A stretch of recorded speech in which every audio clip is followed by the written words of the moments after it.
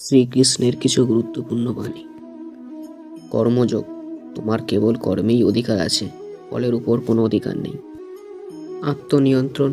যার কাছে সুখ, দুঃখ, মান, অপমান সবই সমান, সেই একমাত্র সিদ্ধ পুরুষ। মন নিয়ন্ত্রণ। মনকে নিয়ন্ত্রণ করতে পারলে সে শ্রেষ্ঠ বন্ধু, কিন্তু নিয়ন্ত্রণ করতে না পারলে সবচেয়ে বড় শত্রু। লোভ ও ক্রোধ।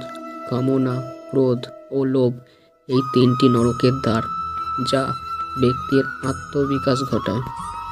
ন্যায় ও ধর্ম। যখনই ধর্ম গ্লানি হয়, তখন অধর্ম বৃদ্ধি পায়, তখনই আমি অবতীর্ণ হই। আত্মবিশ্বাস।